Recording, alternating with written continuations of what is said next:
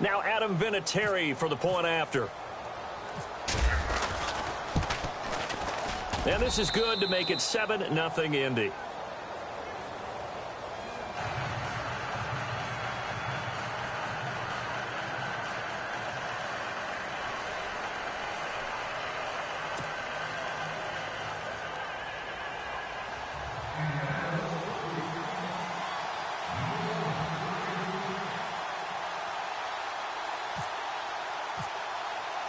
Vinatieri out there to kick this one away.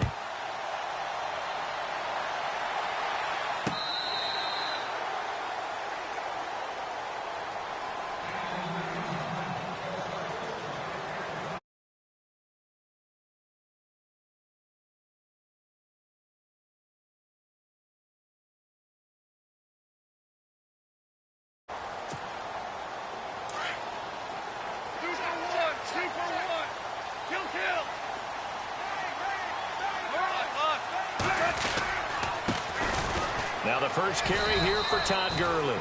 Just a yard on the pickup there, and it'll bring up a 2nd and 9. Nice job by that defensive front there to hold him to a short gain on first down. Well played, I must say. Yeah, only getting 1 yard. There was no room to run. His throw incomplete. Charles, already trailing by a touchdown early. This offense, how imperative is it for them to get points out of this drive? Well, they feel like they have to go ahead and match because of what was already on the board against their defense.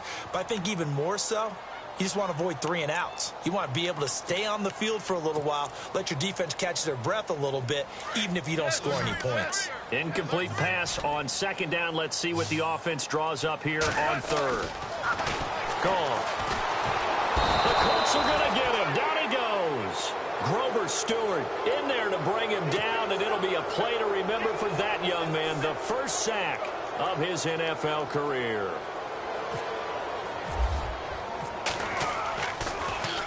On is the punter, Hecker, as he gets this one away. This is taken at the 23.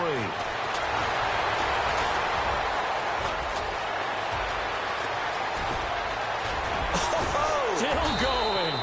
A big-time return there, 40 yards. And the Colts are set up well as they take over 1st and 10 on the short side of the field.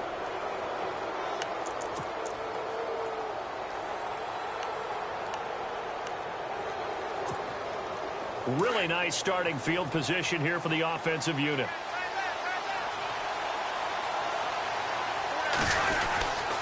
They'll run here with Turbin. And he'll snag about 5 yards down to the 32. Partner, I think from our experience together, we have learned that most offensive coordinators are going to tell you, if I'm going to run the football on 1st down, I've got to get at least 4 yards. They got 5 here. They've got to feel pretty good about that one. Clock rolling as we hit the midway point of this first quarter. They'll run again here with Turbin. Finding room to the 20. That good for 19 and a 1st down. Absolutely love the run right there. This guy's known for his quickness, but also for his speed, and he's able to get to the 2nd level almost before you blink if you give him any type of blocking. Always talk about slot receivers. They're usually known as quicker than fast. In this case, we've got a guy who's quick and fast, and he used it to great advantage. Give him 9 on the carry that time, and they're set up with a 2nd and 1. Getting the sense, Charles, they're going to put a big emphasis this afternoon on the run game. And why not? What we're seeing so far, working pretty well from them. And here's the best part. We always talk about the best performers do their job when the lights come on. I think he likes natural light best. It's a 3-yard pickup, and that sets up a 1st and goal.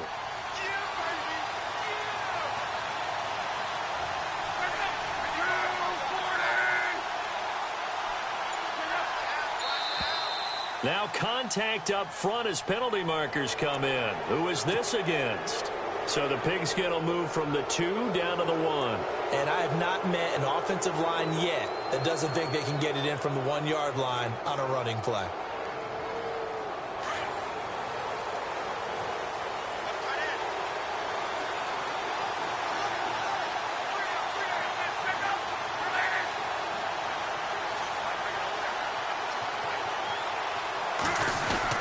They'll try and run. This is Turbin. And he takes it in for a Colts score. Robert Turbin taking it in. And the Colts are able to grow their lead. And there you go. Nothing really too complex. Block, keep to your assignments, let them run it in. They did it. Fundamental football. Good blocking, beats good tackling on that play. End result, touchdown.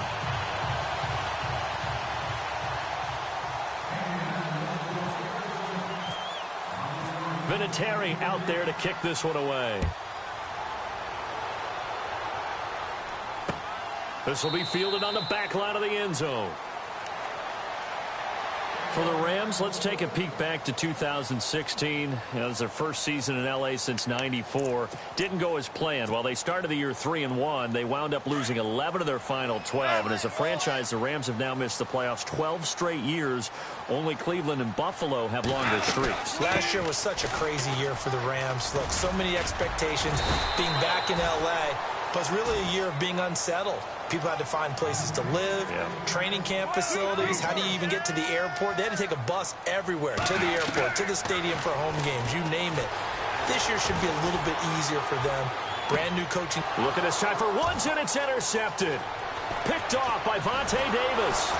And he'll get it all the way down inside the 35-yard line. Okay, it's real simple to say from here, but we know that sometimes as a quarterback, you've got to know when to say when and just throw it away. Flushed out to the right, tries to make something out of nothing here, and he winds up floating one downfield that gets intercepted. After the interception, it's Love. And the Rams got him. They bring him down. Aaron Donald.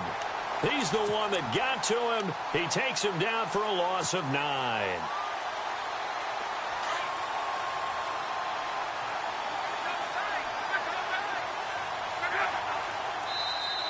And now whistles and a flag, and I think we got a jump here.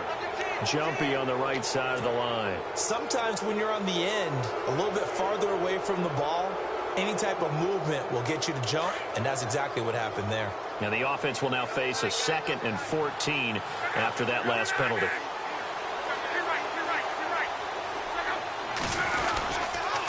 They run with Turbin, and they won't fare much better here as he maybe gets back to the line. Call it no gain there, and now they're looking at a 3rd and 13. Back with Charles Davis, I'm Brandon Gaudin. The Colts in possession of the football to begin quarter number 2. They do, however, have a tough 3rd and long coming up. From the gun, here's Love. And he couldn't hang on to it through the contact. Incomplete. So he can't hang on, and as I watch that unfold, I remembered an expression that I've heard, maybe from you, I don't know, but you're going to get hit anyways, might as well hold on to the ball. Right, you know a coach said that, right? Yeah. Not an actual player. Not a chance at all. Way easier said than done.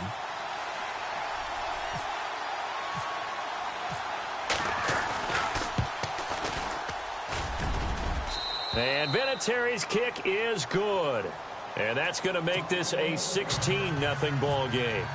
So they had great field position, but a 3-play drive that actually goes.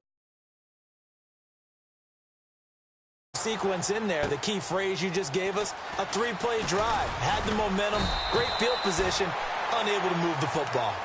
Reminder that later tonight we'll see the Giants and Cowboys battle in Dallas. Seems like they're always playing in week 1. And then on Monday night, a doubleheader. Adrian Peterson, his first game with the Saints. He's already back in Minnesota to play the Vikings. And then a 10:20 start on the East Coast. It's the first game for the L.A. Chargers traveling to Denver. A nice AFC West matchup.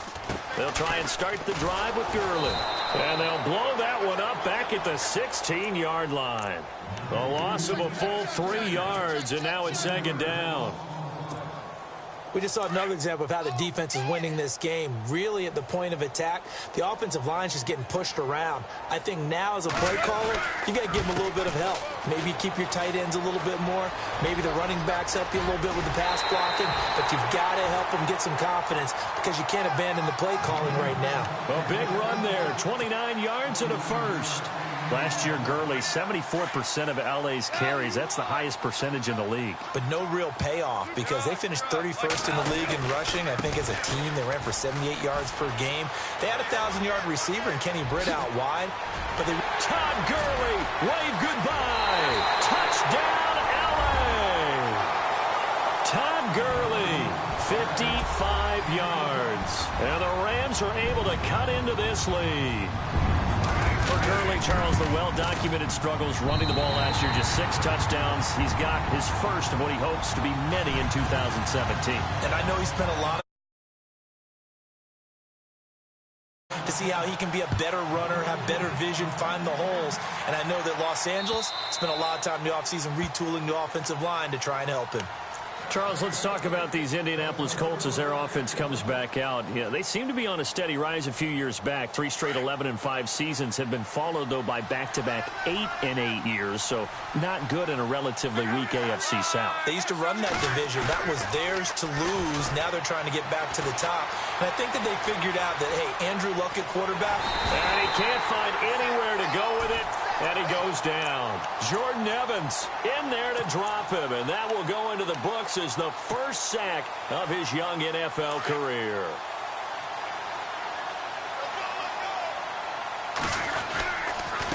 They'll run it now with Turbin. And a short pickup here as he'll get up to about the 22-yard line. He'll get 2 yards back, but it's going to leave him with a long 3rd and 13. I do know from experience that when you slow down someone's running game, you're now doing the dictating on defense. And guess what? Now you're getting ready to tee off on their quarterback because they have to throw it all the time. But you still have to be alert. And he fires one that's intercepted. Picked off near the 34. And this return is going to be halted right around the 28-yard. And the young buck, the rookie, just racked up his first career interception. And how about the scouting department? They've got to be very happy right now because in NFL parlance, he's a third-day selection. Anyone after the 4th round, that's big-time scouting right there. And what a great play he just made. And he will lose yardage here to the 31-yard line. It'll wind up being a loss of 2. And that'll make it 2nd and 12. They'll stick to the ground game with Gurley. And he'll be taken down just shy of the red zone at the 21. A nice job there as he rumbles for 9. And it'll be back to a 3rd and 3.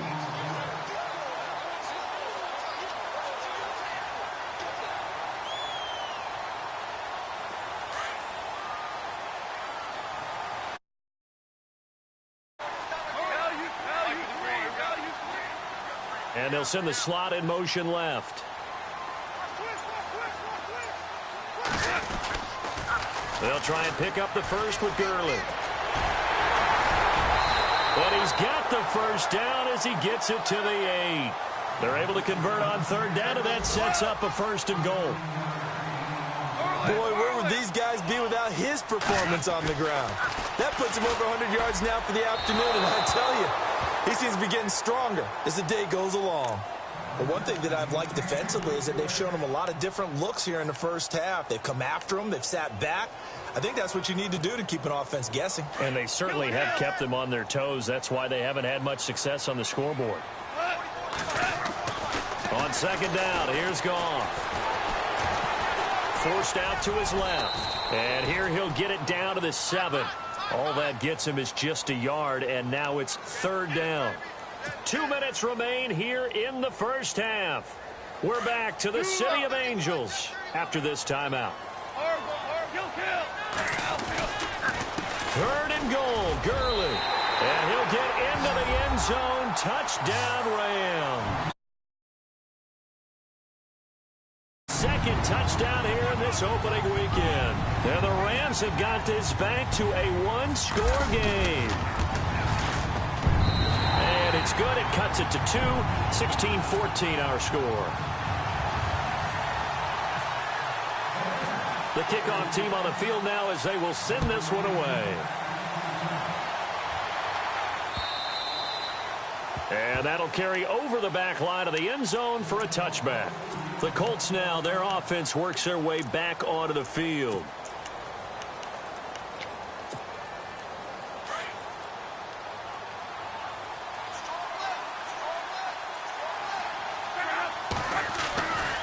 They start on the ground here with Turbin.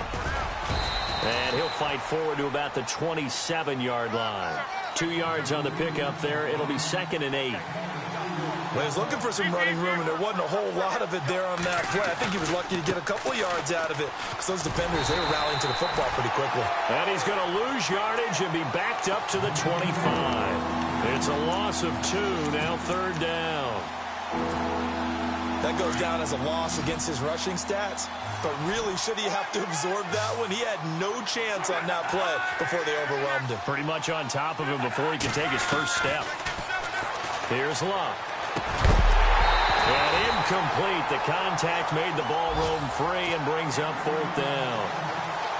Well, no second guessing the call here. It was 3rd and long, so throwing the football was probably the smart play to try and pick it up.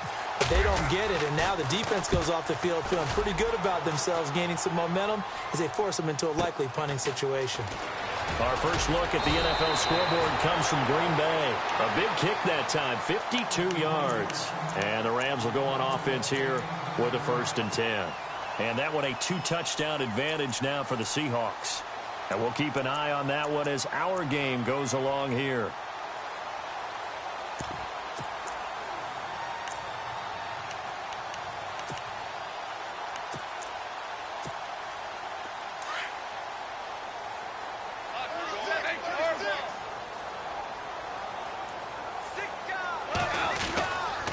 They'll start out on the ground with Gurley. And for one of the few times here today, this run's not going to go anywhere. Officially no gain on the play, and it's 2nd down. And there's a nice stop for the defense. They've had a tough time containing this guy all game long, but maybe they can build a little bit off of that play, a little bit of confidence, a little bit of momentum. Yeah, every now and then you can actually tackle that guy. Now on 2nd down, this is Gurley. And they'll get it up just short of the 45 at the 44. Now hold everything here. We're going to get a timeout by the offense, as the clock will stop with 35 seconds to go in quarter number 2.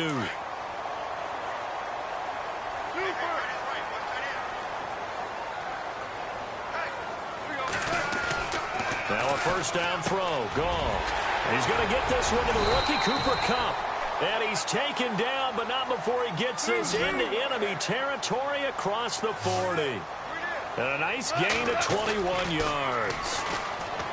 Now a play fake here on 1st down. And his guys have got it back at the closing stages of the 1st half. And he may want to track down that football because that's interception number 1 on his career. You're saying that's going into the trophy case? I'd put it there. Yeah, no doubt about it. That's when you ask the equipment guys to make sure they hold it for you after the game. But if you play in the back 7 on defense, that's part of your job, finding ways to take the ball away from the other team.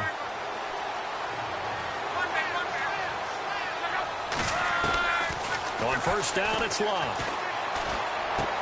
And now this is intercepted. My goodness. Picked off at the 36. And he will bring it back. It's an interception return for a Rams touchdown. Charles, I'm looking at you, and understandably, your mouth is wide open in dismay. When they went out on offense, I will guarantee they told them, don't just before you throw it. Didn't happen here. Trying to protect that lead, and now they gave it up.